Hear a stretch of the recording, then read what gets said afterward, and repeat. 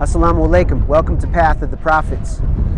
So today we're at the Giza Pyramid site, and wanted to just briefly think about Musa and Yusuf alayhum salam, and how they would have been culturally Egyptian. They would have dressed like the Egyptians, because Yusuf was a vizier. He was number 2 in all of Egypt according to the stories. And Musa was very high ranking within the pharaonic structure as well. And so they would have dressed in Egyptian in Egyptian finery according to their rank in society. They would have spoken the fluent language of the ancient Egyptians.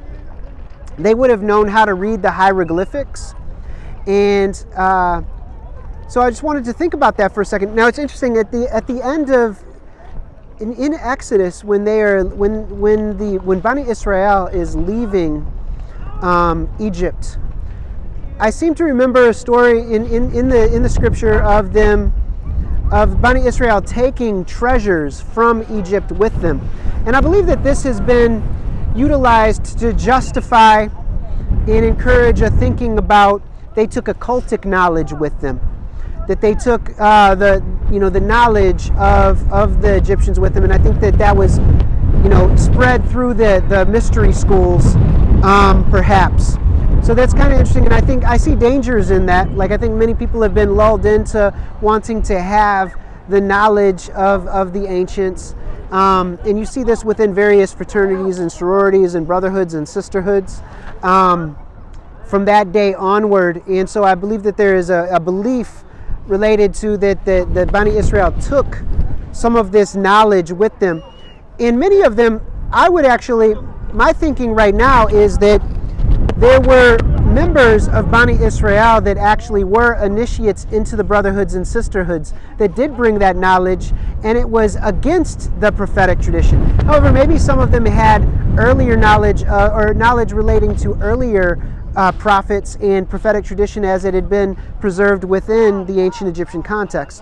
So it might be sophisticated and complex. So we'll have to consider the possibilities here. And also, it's interesting that I mentioned in another video that Idris alayhi salam, who is thought to be Enoch and also is often related in traditions to Hermes Trismegistus, and that who may have been deified as Thoth and Hermes, the same way that Jesus was, that Isa alayhi salam, that Yeshua was deified by later Christians, that something similar may have happened with Idris, where prophets of earlier ages were deified. Also, I remember the Sabians, who are considered to be people of the book in the Quran. It is said that their cultic center was in Haran, up in what's now Balad Hashem in Turkey now.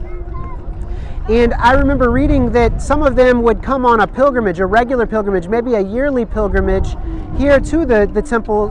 Here to these pyramids, which were considered to be initiatory temples, and they would make tawaf around the temple. Around the pyramids, and that they would recite their scriptures here and engage in rituals here.